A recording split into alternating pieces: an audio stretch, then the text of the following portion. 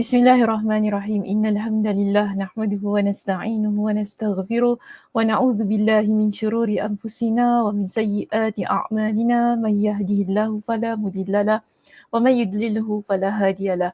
Wa asyhadu an la ilaha illallah wahdahu la syarikalah wa asyhadu anna Muhammadan 'abduhu wa rasuluh. Amma ba'd. Rabbi shrah li sadri wa yassir li amri wahlul 'uqdatam min lisani yafqahu qawli. Rabbi zidni ilma warzuqni fahma. Allahumma inna nas'aluka ilman nafi'a wa rizqan thayyiba wa amalan mutaqabbala. Assalamualaikum warahmatullahi wabarakatuh. Apa khabar jemaah muslimah kita di Masjid Al-Muttaqin pada pagi ini? Saya harap semua dalam keadaan yang sihat sejahtera hendaknya. Dan siapa bersama dengan kita pada pagi ini boleh kita lihat teman-teman yang bersama dengan kita. Dari awal tadi kan dah ramai yang masuk tapi ramai juga yang keluar. Okey, kita lihat di sini ada Puan Sugiarti kita daripada ruangan YouTube. Assalamualaikum warahmatullahi wabarakatuh. Saya Sakina yang bijaksana, masya-Allah barakallah. Terima kasih Puan Sugiarti di atas pujiannya, hanya Allah SWT saja yang Maha mengetahui. Okey, mudah-mudahan ya, amin, di atas sebutan dan sandarannya itu tadi kepada saya tentang bijaksana tu. Kita ada Kak Nur kita. Assalamualaikum Ustazah. Waalaikumsalam warahmatullahi. Kak Nur Kamaria. Ada Kak Som ya di situ. Assalamualaikum Ustazah, admin dan teman-teman semua. Ada juga bersama kita Kak Farida. Assalamualaikum Ustazah, admin dan semua jemaah-jemaah. Semoga sentiasa dalam lindungan dan rahmat Allah Subhanahu Wa Taala. Amin. Ada juga di sini Cik Salimah kita. Assalamualaikum Ustazah. Waalaikumsalam warahmatullahi. Sihat Cik Salimah, semalam baru jumpa. Ni ada juga Liza dengan kita. Assalamualaikum Ustazah dan admin. Waalaikumsalam warahmatullahi. Ada Kak Zah, As, ya. Kak Siti Sujia pun ada dengan kita. Alhamdulillah. Terima kasih kepada semua yang bersama dengan kita. Kak Aisyah, okey, Kak Aisyah di situ. Kenapa? Panjang betul tadi. Alhamdulillah cantik. Oh, cantik. Entah ya, kurang tidur Kak Aisyah. Masya Allah. I like the colours of your tudung. Terima kasih. Tak tahulah kalau apa. Salmon pink kat je. Saya rasa salmon pink lah, betul. Salmon pink. Saya pun tak tahulah warna-warna ni. Nak cakap buta warna pun tak buta warna. Tapi ini warna pink, salmon pink. Kita panggil macam tu lah. Okey, baik. Alhamdulillah muslimah yang saya kasihi. Kita berada di muka surat yang keberapa, di hadis yang keberapa. Boleh letak di ruangan komen. Nanti pihak admin akan paparkan jawapan yang diberikan. Silakan kepada muslimah semuanya.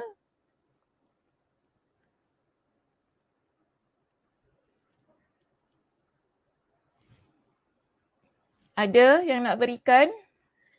Muka surat ke berapa? Sambil-sambil lah ya minum kopi. Minum kopi. Tak ada biskut pula ke depan ni. Ya.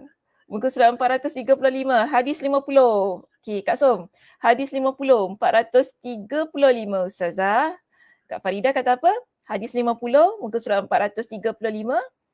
Ada lagi jawapan di situ yang diberikan. Saya lihat tadi ada daripada Kak Suryati kita. Bukan. Kak Suryati tak beri jawapan, dia beri salam di situ. Kak Aisyah kita page. Kak Aisyah, muka surat tu lain lah. Muka surat tu hebat sikit. Faham lah.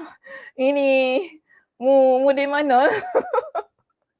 Ni Singapura, muka Kelantan. Faham kat sini.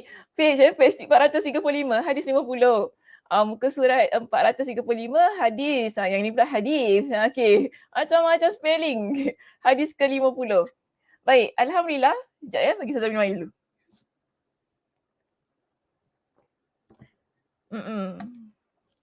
Tahu Kak Aisyah, sorry. Gurau je situ. Biasalah pagi-pagi nak type kan, nak cepat-cepat type. Kelam kabut kita.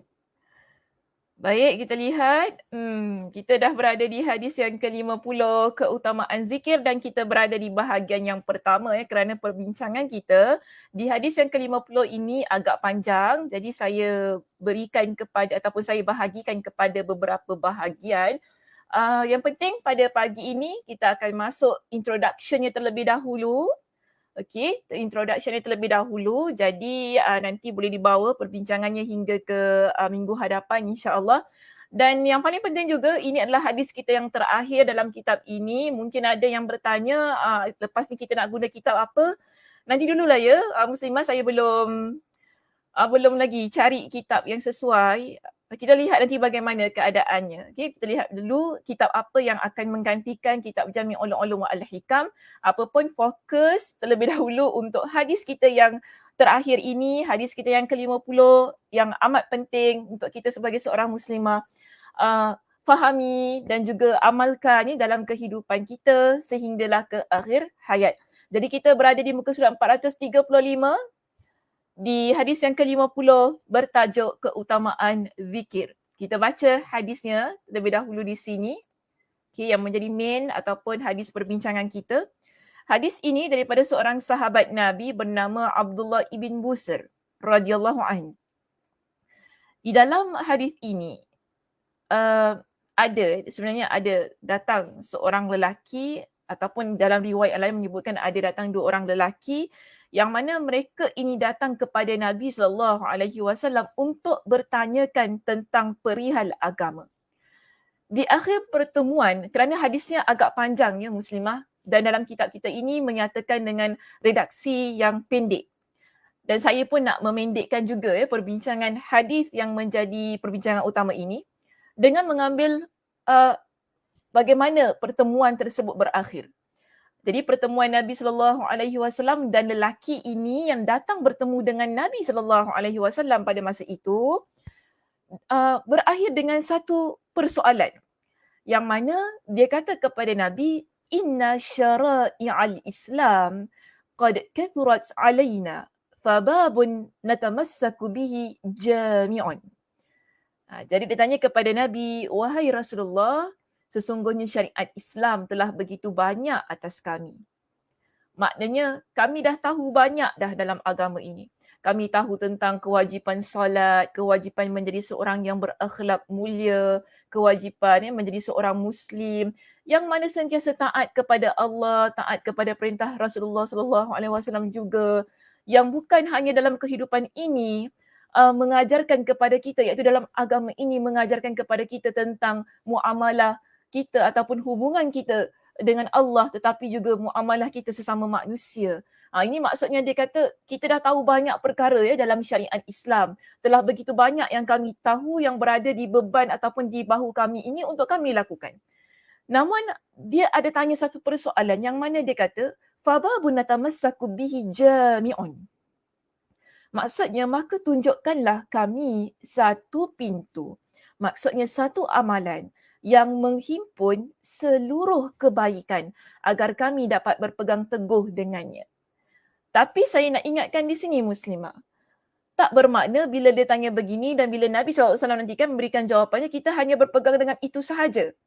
Namun maksud lelaki ini ialah amalan ini adalah amalan yang menyeluruh, yang mana membolehkan untuk diri kita membentuk kepribadian yang dekat kepada Allah dan juga baik dengan seluruh manusia yang ada di sekitar kita. Ini maksudnya jami'un, menyeluruh.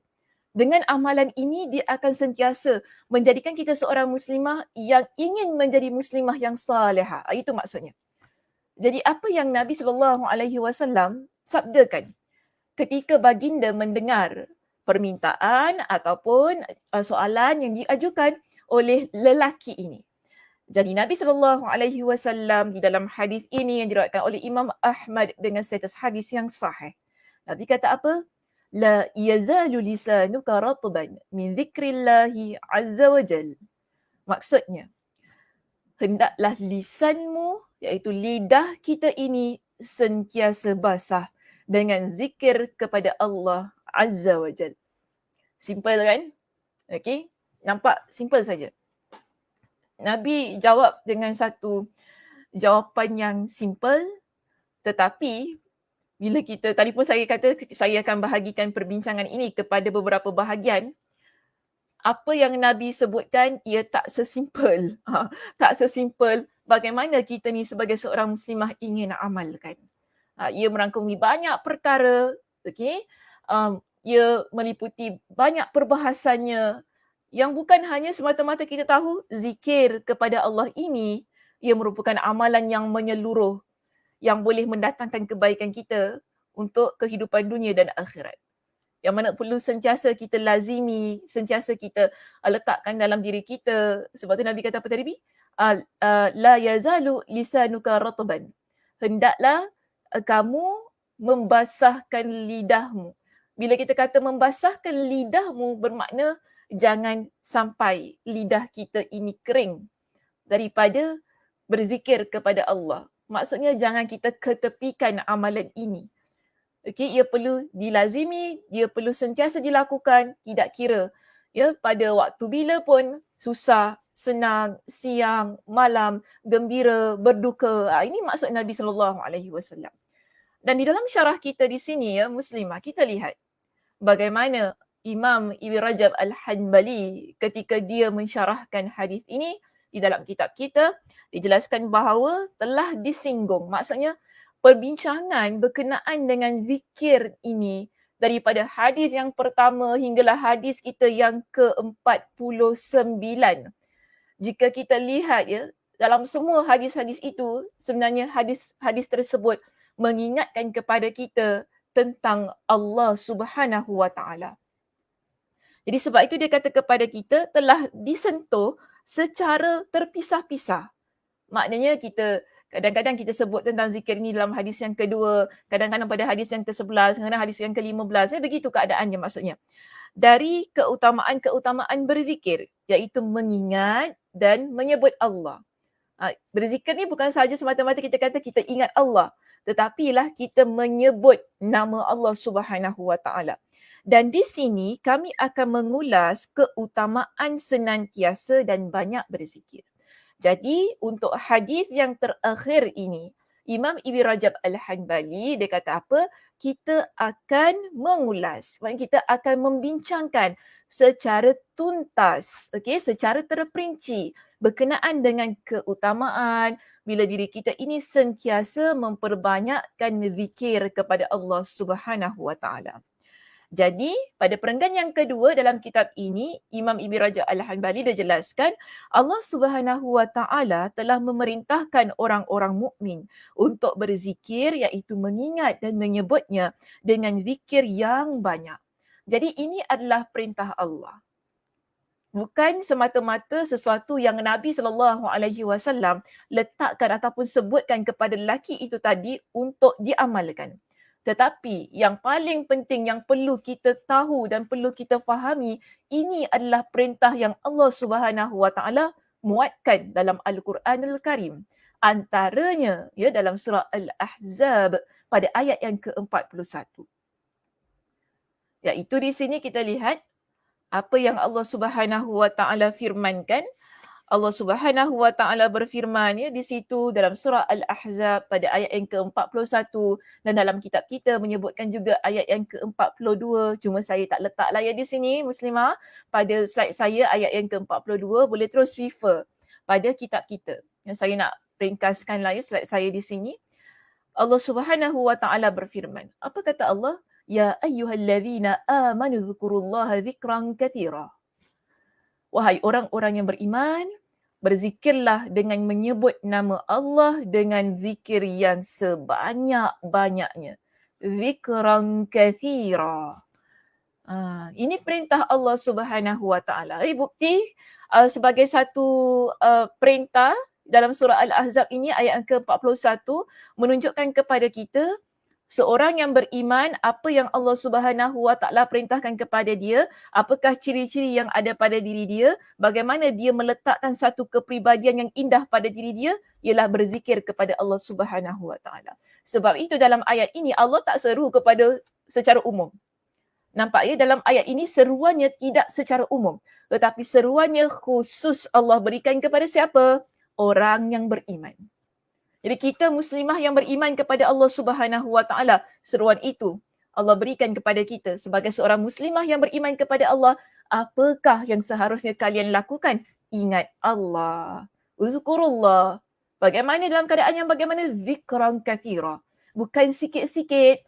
Okey? Ingat Allah ni bukan sikit-sikit. Ataupun ingat Allah ni kita rasa, oh nak ingat Allah lah. Macam tu. Tak nak ingat lah. Oh saya ingat Allah ni bila susah je begitu. Bukan begitu keadaannya.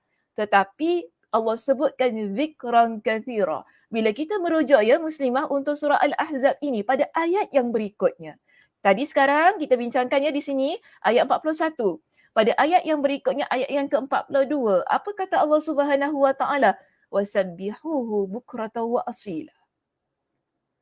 Wasabbihuhu bukratan wa asila. Maksudnya Allah suruh kita berzikir dengan sebanyak-banyaknya. Dan Allah Subhanahu wa taala suruh kita bertasbih. Bertasbih ni termasuk zikir kita kepada Allah Subhanahu wa taala. Dan Allah suruh kita bertasbih kepada Allah ini di waktu pagi dan waktu petang. Maknanya setiap hari kita ada pagi, kita ada petang. Bahkan kita juga ada malam. Bukan? Okay, so kita ni ada 24 hours dalam kehidupan kita. Dan Allah Subhanahu wa taala sebutkan pagi petang ni sebagai satu analogi untuk kita ni sebagai seorang muslimah. Ingat, zikir kepada Allah dia perlu sentiasa, setiap masa. Okay? Dan kita dalam kehidupan kita sebagai seorang muslimah ini, Nabi SAW mengajarkan kepada kita sejak kita bangun tadi subuh ya, kita bangun untuk solat subuh tadi, kita dah mulakan dengan zikir kita kepada Allah.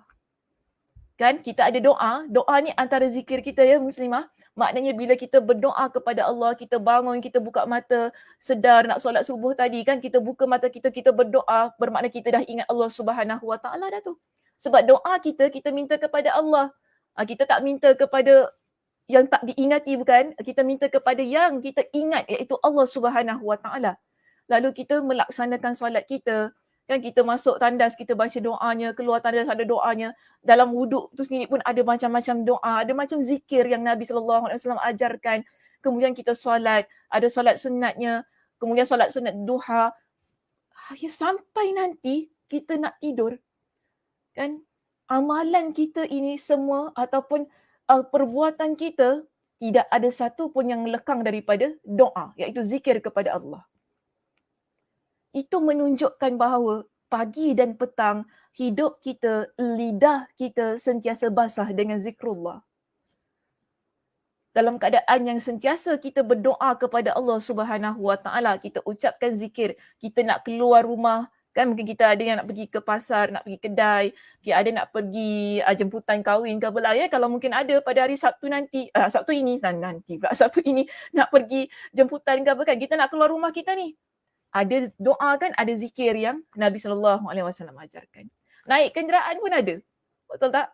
Maknanya setiap hidup kita ini sentiasa dihiasi dengan zikir dan doa kepada Allah Subhanahu wa taala. Dan itu ciri kita, kepribadian diri kita sebagai seorang muslimah yang beriman kepada Allah Subhanahu wa taala. Sebab tu Allah kata, ingatlah Allah dengan sebanyak-banyaknya pada waktu pagi dan pada waktu petang. Untuk menunjukkan, membuktikan diri kalian ini seorang yang beriman kepada Allah Subhanahu wa taala, dan setiap perbuatan yang kalian lakukan dalam kehidupan ini semuanya dimulai dengan zikir kepada Allah Subhanahu wa taala. Sama juga kita nak buat apa-apa, bismillah. Maknanya kita ingat Allah Subhanahu wa taala. Muslimah, kita nak masak, kita nak potong sayur, nak siang ikan, bismillah. Maknanya zikir kepada Allah Subhanahu wa taala. Okay, sebab zikir ni kita ada banyak sangat muslimah. Ada banyak sangat zikir yang Nabi SAW ajarkan. Namun, sekurang-kurangnya kan yang boleh kita ucapkan sebagai bukti kita ingat kepada Allah, yang kita inginkan keberkatan dalam kehidupan kita, mulakan dengan bismillah. Cantik. Kalau kita tak tahu yang spesifik punya zikir kan, kadang-kadang ada yang kita tak tahu, kita ingat, kita tak hafal kan zikir itu. Bismillah pun dah cukup dah sebenarnya. Sebagai tanda bahawa kita nak mulakan sesuatu ini dengan menyebut nama Allah, dengan mengucapkan sesuatu yang kita ingin Allah Subhanahu wa taala bantu kita. So begitulah ya keadaannya. Dan dalam keadaan berzikir ini, bila kita lihat dalam perbincangan kitab kita yang muslimah, Allah Subhanahu wa taala ada menyebutkan pujian kepada orang yang berzikir kepada Allah. Tetapi dalam pujian ini kita nampak bagaimana Allah Subhanahu wa taala meletakkan diri orang yang berzikir ini, dia bukan hanya secara umum. Maksudnya bukan untuk sebarangan, tetapi Allah sebutkan dengan satu nama yang khusus yang Allah berikan di dalam Al-Quran dengan satu bentuk pujian, iaitu Allah gunakan satu istilah, satu nama. Allah kata wadh-dhakirinallaha kathiran wadh-dhakirat. Orang lelaki dan orang perempuan yang berzikir, yang banyak menyebut nama Allah. Jadi Allah gunakan istilah ini, Allah sandarkan ia kepada mereka yang banyak berzikir. Allah berikan gelaran ini kepada mereka. Adz-dzakirin, adz-dzakirat. Untuk orang perempuan pun ada. Allah berikan gelaran ini. Kerana apa mereka ini banyak berzikir kepada Allah. Ayat ini, surah Al-Ahzab, ayat yang ke-35 ini yang muslimah begitu banyak. Bukan begitu banyak, maknanya panjang. Ayatnya panjang. Menceritakan tentang lelaki yang beriman, wanita yang beriman, lelaki yang benar, wanita yang benar, okay? Lelaki yang menjaga farajnya, lelaki yang menjaga kemaluannya, wanita yang menjaga farajnya, menjaga harga diri mereka. Jadi panjang. Allah berikan, maknanya ada amalan-amalan yang kita lakukan dalam kehidupan kita ini, amalan-amalan yang soleh, amalan-amalan yang baik. Lalu Allah Subhanahu Wa Taala berikan dengan nama yang khusus untuk orang sedemikian. Antaranya zikir.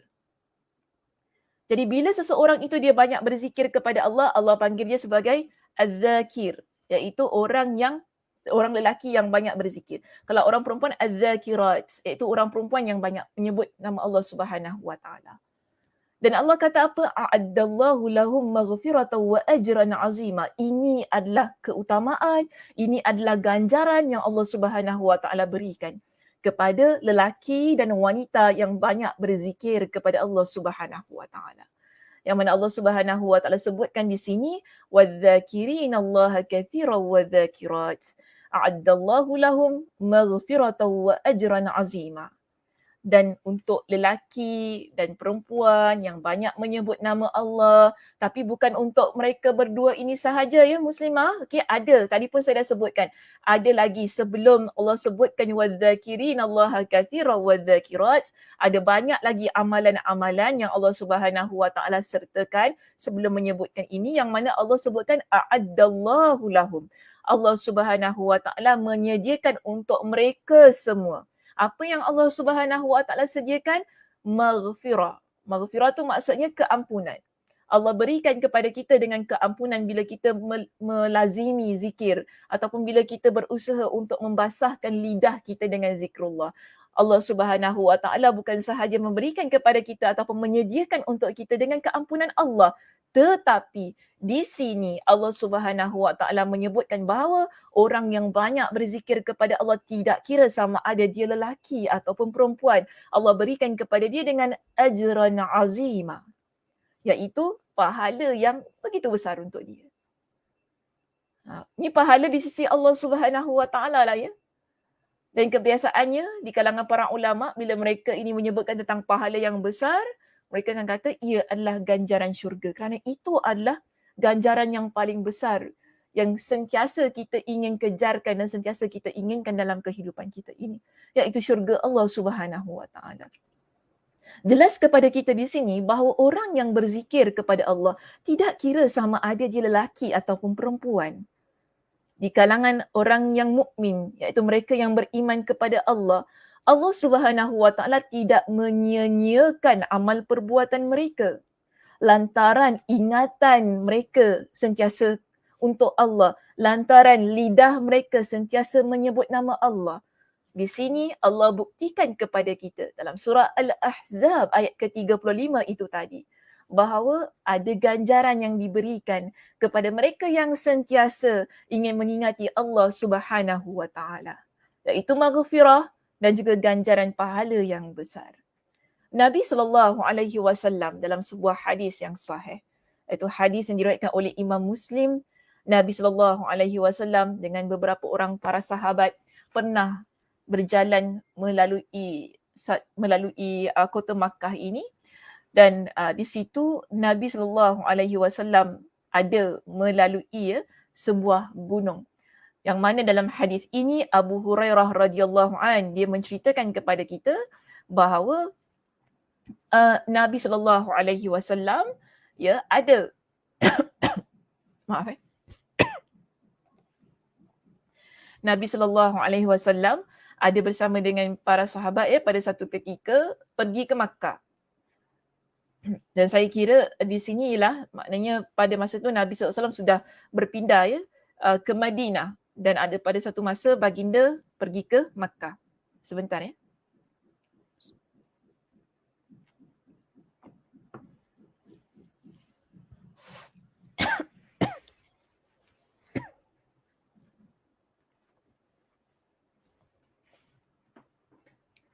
Okey. Gatal bertekak. Baik, jadi dalam hadis yang diriwayatkan oleh Imam Muslim ini Muslimah, kita lihat di sini. Abu Hurairah dia kata apa? Yasiru fi tariqi Makkah. Nabi SAW ada pada satu ketika Nabi pergi ke Makkah melalui sebuah gunung. Famarra ala jabal. Yuqalu lahu Jumdan. Jadi gunung ini namanya Jumdan. Gunung Jumdan. Dan bila Nabi SAW lalu di tempat ini ataupun di gunung ini, Nabi kata apa? Siru haza Jumdan. Sabaqal mufarridun. Okay, sabaqal mufarridun. Yang mana Nabi kata, jalanlah kalian. Jadi Nabi suruh para sahabat ni jalan. Nabi pun beritahu kepada para sahabat, ini Gunung Jumdan. Gitu Nabi kata kan. Ini Gunung Jumdan.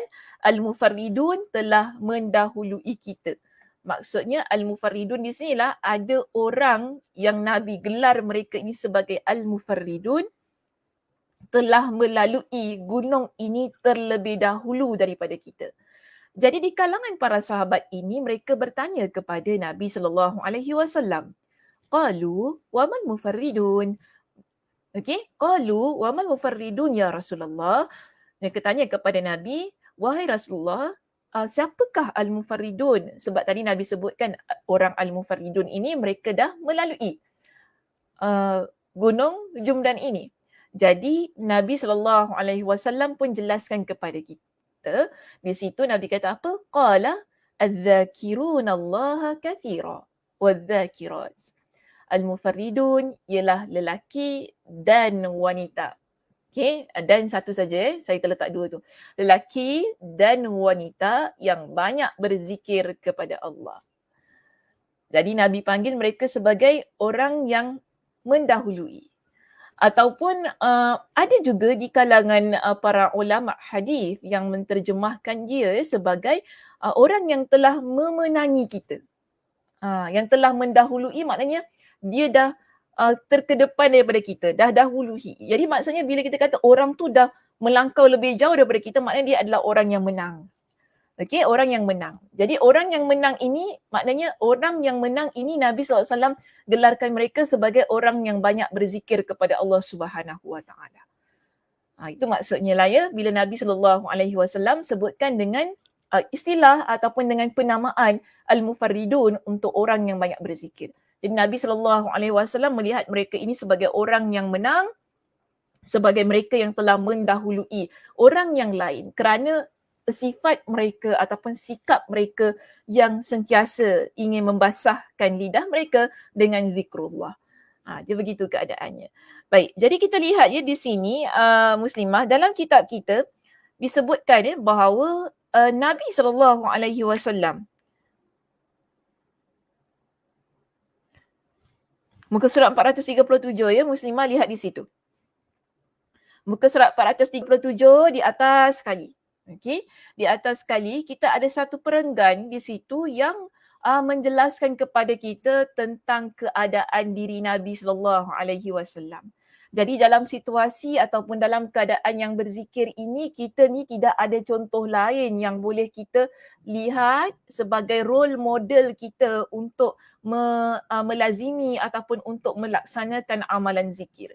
Kerana apa? Di sini kita lihatlah sendiri pada diri Nabi SAW. Yang selalu kita pun dalam bulan Rabiul Awal kan, kita selalu kata Nabi SAW ini adalah uswatun hasanah, sebaik-baik contoh untuk diri kita. Maka dalam hal berzikir juga begitu. Kerana apa di sini dalam hadis yang diriwayatkan oleh Imam Muslim, Aisyah radhiyallahu anha menceritakan tentang situasi Nabi, keadaan kehidupan Nabi sallallahu alaihi wasallam ataupun boleh saya katakan lifestyle Nabi sallallahu alaihi wasallam. Bagaimana keadaan Nabi? Kita lihat di sini. Aisyah ceritakan kana Nabi sallallahu alaihi wasallam yadhkurullaha ala kulli ahyani. Jadi Aisyah ni isteri Nabi sallallahu alaihi wasallam ya, dia banyak ceritakan tentang bagaimana kehidupan Nabi sallallahu alaihi wasallam sebagai ibrah, sebagai pengajaran untuk kita bila kita baca hadis ini, ia menjadi kekuatan bagi diri kita. Nabi sallallahu alaihi wasallam. Jangan lupa ya muslimah, Nabi ini adalah insan yang mana Allah Subhanahu Wa Taala telah ampunkan dosanya yang telah lalu dan akan datang. Namun kepribadian Nabi, lifestyle Nabi kita lihat, Masya Allah tabarakallah. Sentiasa dekat dengan Allah, sentiasa nak berusaha untuk meletakkan ketakwaan yang tinggi kepada Allah Subhanahu Wa Taala, sentiasa nak mengamalkan amalan-amalan yang diperintahkan oleh Allah Subhanahu Wa Taala. Sebagai satu bukti kepada kita bahawa Nabi SAW, bila Nabi suruh, kan tadi Nabi suruh lelaki itu supaya membasahkan lidahnya dengan zikrullah. Di sini Nabi bukan sahaja suruh orang lain, tetapi itu adalah diri baginda SAW. Yang mana kita lihat di sini, Aisyah kata apa? Nabi SAW selalu berzikir kepada Allah dalam setiap waktunya. Tadi pun ya, Ustazah dah jelaskan, kita dalam hidup kita ni 24 jam.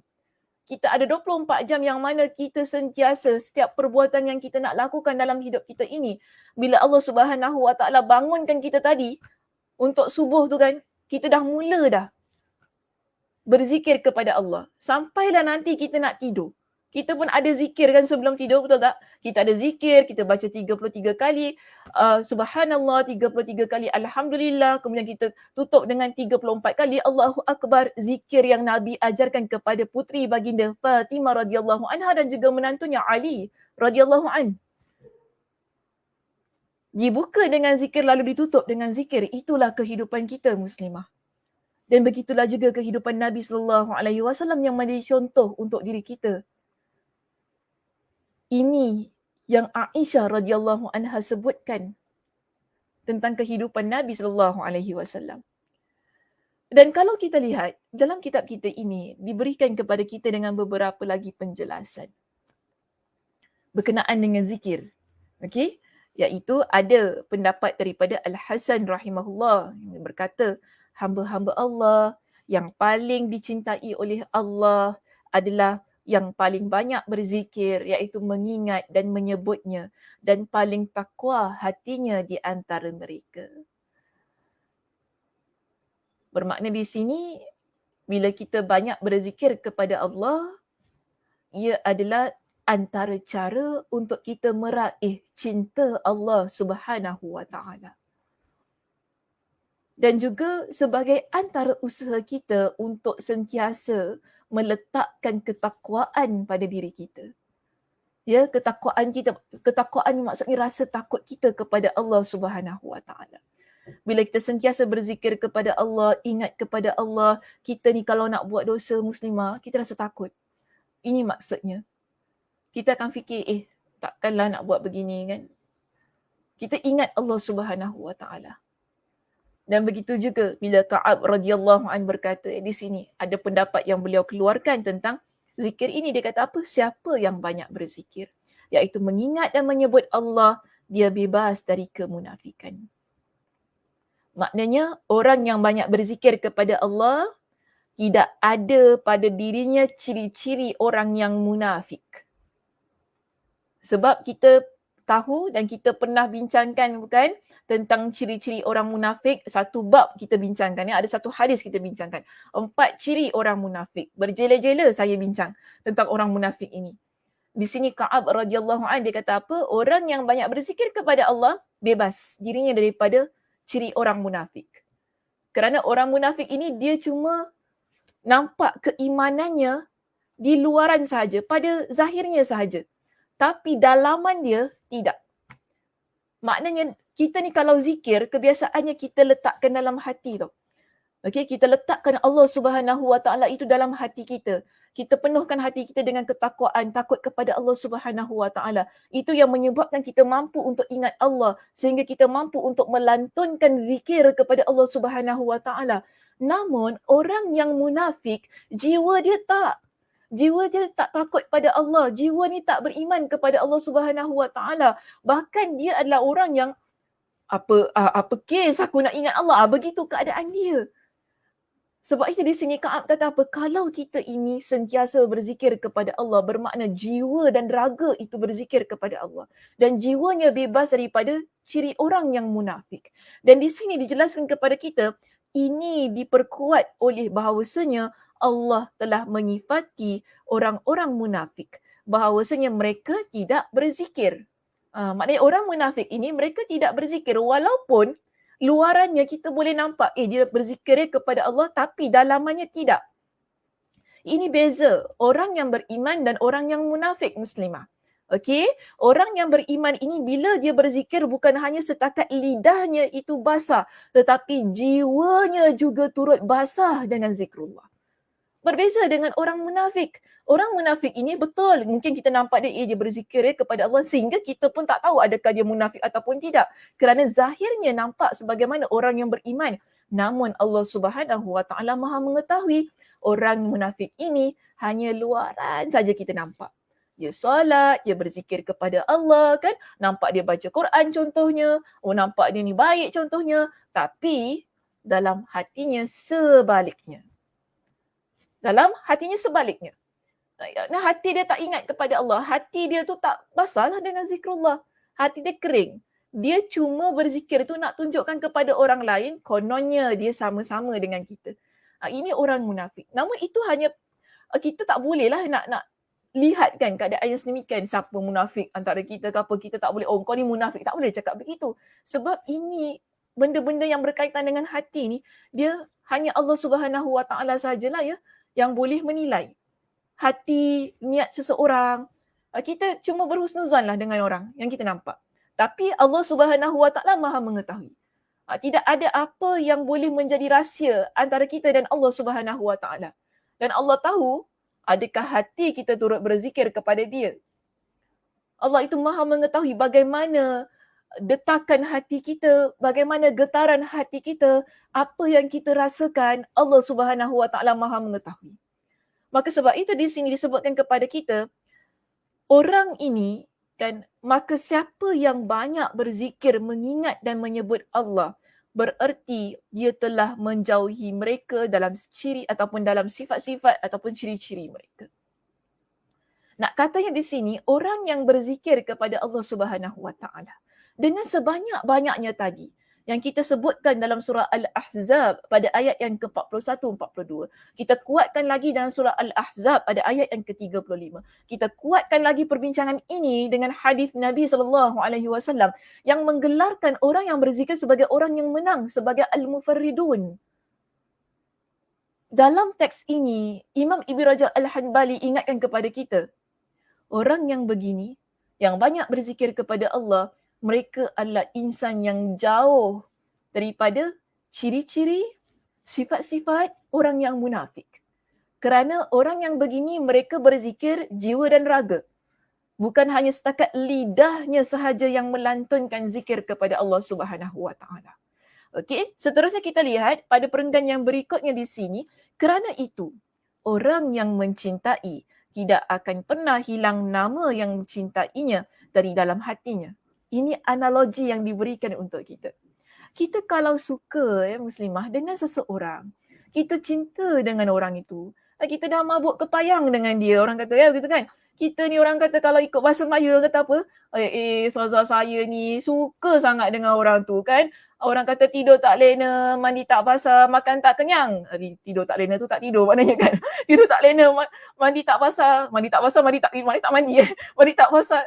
Ini perumpamaan orang Melayu suka katakan. Makan tak kenyang sebab apa? Kita asyik teringatkan dia. Jiwa kita asyik menyebut dia. Begitu keadaannya. Ini analogi yang diberikan oleh Imam Ibn Rajab Al-Hanbali. Lalu dia kata apa? Tidak akan pernah hilang namanya dari dalam hatinya. Kalaupun dia tak sebut, kalaupun kita tak sebut nama orang itu, tetapi dalam hati kita, kita tengok dia je dah bergetar. Cik, ini dah macam mana Sakinah ni buat dia. Betul, kita tengok je, dah macam, dia punya lain macam tu ya, perasaan dia tu memang orang kata tak boleh angs.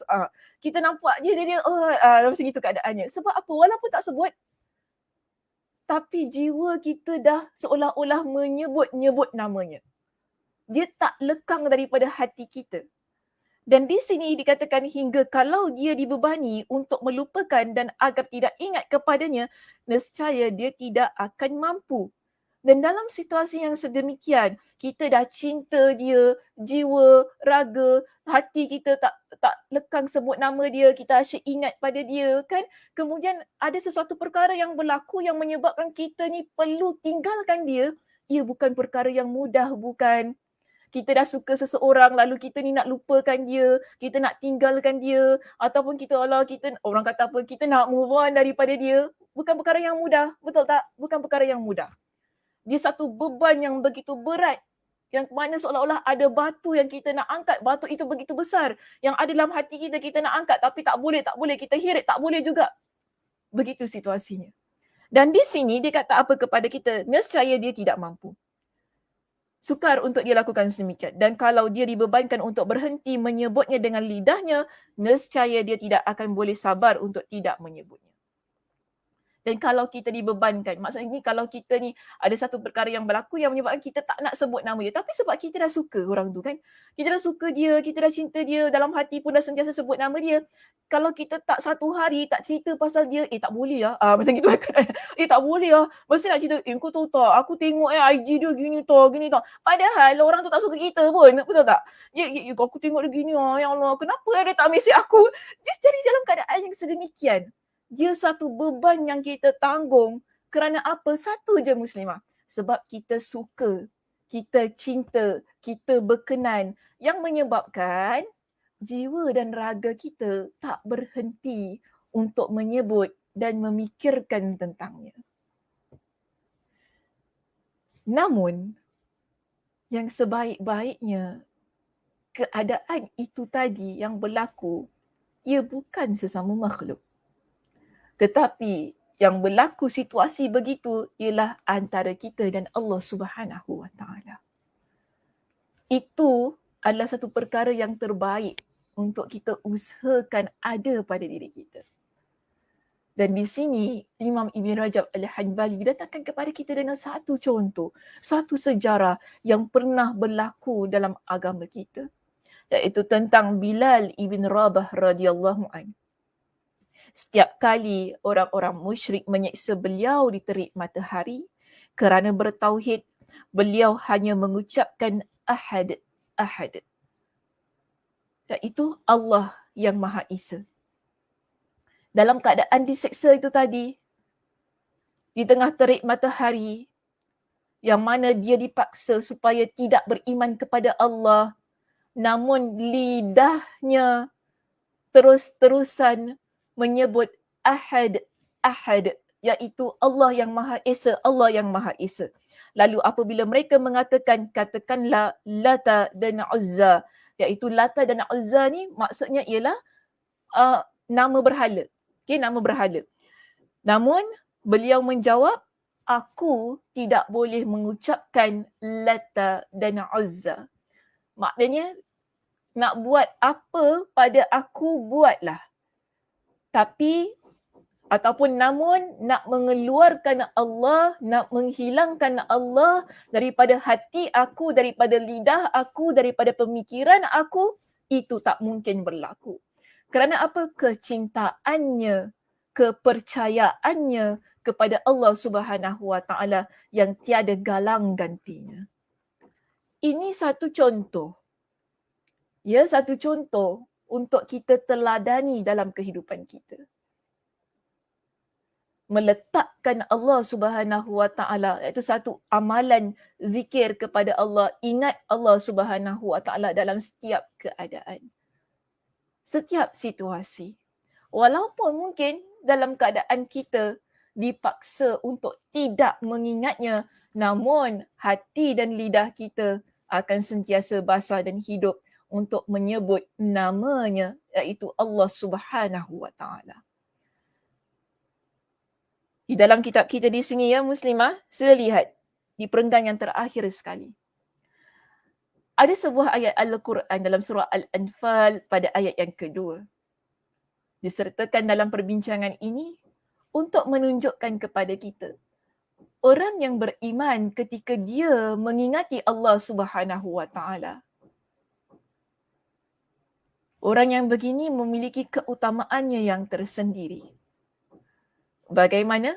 Baik, kita lihat dalam surah Al-Anfal pada ayat yang kedua, Allah Subhanahu wa Ta'ala menyebutkan kepada kita, Allah beritahu kepada kita dalam firman ini bagaimana keadaan orang yang beriman yang mana dia ini mengingat Allah, iaitu berzikir kepada Allah bila dia sebut nama Allah. Allah kata dalam firman-Nya ini, innamal mu'minuna allazina idza dzukirallahu wajilat qulubuhum wa idza tuliyat 'alaihim ayatuhu zadatuhum imana wa 'ala rabbihim yatawakkalun. Maksudnya di sini Allah beritahu kepada kita, sesungguhnya orang-orang yang beriman ialah mereka yang bila disebut nama Allah, gementarlah hati mereka. Sebab itu tadi kita sebutkan, berbeza orang yang beriman dan orang yang munafik ketika mereka berzikir.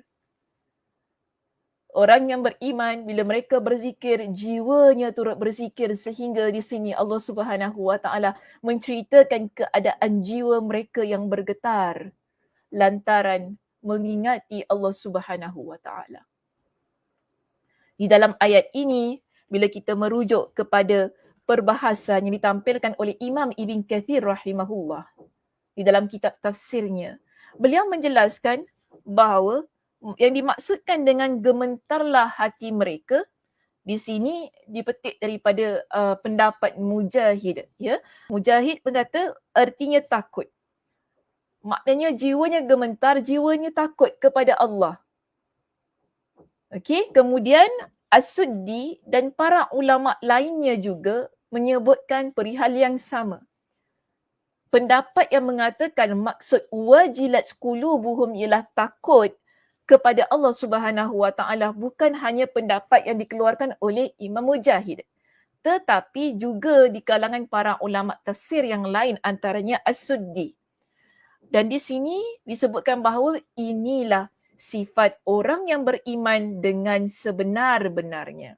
Sebab itu tadi beza antara orang yang beriman dan orang munafik. Orang yang munafik jiwanya tak begini ketika dia berzikir, walaupun zahirnya berzikir kepada Allah Subhanahu wa Ta'ala. Kerana apa? Dalam ayat ini Allah menegaskan kepada kita bagaimana situasi jiwa orang yang beriman ketika dia berzikir kepada Allah, iaitu bergetar jiwanya. Bergetar kerana apa? Dia takut kepada Allah Subhanahu wa Ta'ala. Dan inilah sifat orang yang beriman dengan keimanan yang sebenar-benarnya kepada Allah Subhanahu wa Ta'ala. Iaitu apabila nama Allah disebut, hatinya menjadi bergetar. Iaitu takut kepadanya, dan ketakutan itu akan mendorongnya untuk melaksanakan perintahnya serta menjauhi larangannya. Jadi sebab itu tadi, ini kita panggil sebagai keutamaan orang yang banyak berzikir kepada Allah. Bila dia banyak berzikir kepada Allah, jiwanya bergetar. Dia takut kepada Allah. Dalam keadaan yang sedemikian, ada dua perkara yang akan berlaku kepada dirinya. Dalam kitab tafsir Imam Ibn Katsir di sini, beliau jelaskan bahawa hal itu, bila jiwanya sudah bergetar, jiwanya takut kepada Allah, ia akan mendorong orang tersebut, pertama, dia akan buat orang itu melaksanakan melaksanakan perintah-perintah Allah. Maaf ya, saya tersilap tadi. Dia akan mendorong orang itu tadi melaksanakan perintah Allah. Kedua, dia akan menyebabkan orang itu tadi meninggalkan perbuatan-perbuatan yang Allah Subhanahu wa Ta'ala larang. Jadi ini kepentingan, keutamaan zikir dalam kehidupan kita muslimah. Kenapa kita berzikir kepada Allah? Bukan sebab semata-mata kita ingat Allah Subhanahu Wa Taala, tetapi ini adalah antara cara, antara usaha untuk kita meletakkan satu kepribadian diri yang sentiasa taat kepada Allah Subhanahu Wa Taala. Yang sentiasa menjauhi larangan-larangan Allah Subhanahu Wa Taala. Dan bukan itu sahaja keutamaan yang terdapat pada diri orang yang berzikir. Allah kata apa? Wa idza tuliyat alaihim ayatu, dalam keadaan yang sedemikian. Orang yang begini, bila dibacakan kepadanya dengan ayat-ayat Allah, iaitu ayat Al-Quran. Ayat Al-Quran ni juga antara zikir kita kepada Allah. Sebab ini kalamullah. Kita baca Al-Quran yang menyebabkan kita ingat kepada Allah Subhanahu Wa Taala. Jadi orang yang baca Al-Quran, dia ingat kepada Allah Subhanahu Wa Taala. Orang yang begini, Allah kata apa? Keadaannya yang tadi sudah jiwanya bergetar kerana takutkan Allah, yang menyebabkan dia meninggalkan larangan Allah dan juga melaksanakan ketaatan-ketaatan yang Allah Subhanahu Wa Taala perintahkan dalam kehidupan dia. Orang yang begini, keimanannya akan bertambah. Zadathum imana. Okey, keimanannya akan bertambah. Yang akhirnya wa ala rabbihim yatawakkalun. Dia akan meletakkan tawakalnya kepada Allah Subhanahu Wa Taala dalam kehidupannya. Pada hadis yang ke-49 kita dah bincangkan tentang tawakal kepada Allah. Jadi bagaimana tawakal kepada Allah itu kita dah bincangkan secara tuntas dalam dua bahagian perbincangan ataupun dua sesi perbincangan kita. Jadi di sini kita faham, orang yang beriman ini dia bukan kita kata bertambah keimanannya terus dia bertawakal kepada Allah, tidak. Tapi ada usaha yang dia lakukan yang menyebabkan tawakalnya kepada Allah semakin mantap. Jadi ini keadaan orang yang banyak berzikir kepada Allah Subhanahu Wa Taala. Yang Allah sebutkan keutamaan dia. Kita panggil sebagai benefits lah ya. Keutamaan dia, apa yang dia peroleh bila dia banyak berzikir kepada Allah. Tapi ini berlaku kepada orang yang beriman. Orang yang jiwanya betul-betul beriman kepada Allah Subhanahu Wa Taala. Yang mana akhirnya akan menjadikan dia seorang muslimah yang baik daripada sudut amalannya dan juga kepribadiannya. Okey. Baik, itu sahaja muslimah perbincangan kita untuk pagi ini. Alhamdulillah selesai kita perbincangan di bahagian yang pertama. Mudah-mudahan perbincangan ini memberikan kepada kita manfaat tentang zikir kepada Allah, dan saya juga telah maklumkan tadi ini hanya permulaan, mukaddimahnya saja, introductionnya sahaja untuk kita memahami tentang keperluan, kepentingan berzikir kepada Allah Subhanahu Wa Taala yang menyebabkan akhirnya kita menjadi seorang muslimah yang memiliki motivasi diri yang tinggi untuk sentiasa beramal dengan zikir-zikir yang diajarkan oleh Nabi SAW dalam kehidupan kita sepanjang masa dalam hidup kita ini. Yang mana beginilah bagi saya begini muslimah. Bila Allah Subhanahu Wa Taala memberikan kepada kita dengan peluang, ruang untuk bernafas, untuk hidup pada hari yang baru, seterusnya sampai kita meninggal dunia. Ini adalah satu keadaan yang memerlukan kepada kita untuk sentiasa membasahkan lidah kita dengan zikrullah. Zikir tu ada banyak kan? Saya dah jelaskan tadi. InsyaAllah nanti kita akan bincangkan apakah antara zikir yang boleh kita amalkan dalam kehidupan kita lah ya. InsyaAllah pada sesi-sesi yang akan datang. InsyaAllah ya. Okey muslimah, itu sahaja perbincangan kita pada pagi ini. Terima kasih di atas perhatiannya daripada awal pengajian hinggalah tadi ya. Kita dah selesaikan bincang. InsyaAllah kita jumpa pada minggu hadapan. Saya doakan mudah-mudahan Allah Subhanahu Wa Taala memberikan kepada kita semua dengan kesihatan dan juga kelapangan masa untuk kita bertemu pada minggu hadapan. Saya tutup kuliah kita pada pagi ini dengan tasbih kafarah. Subhanakallahumma wa bihamdika asyhadu an la ilaha illa anta astaghfiruka wa atubu ilaik. Assalamualaikum warahmatullahi wabarakatuh.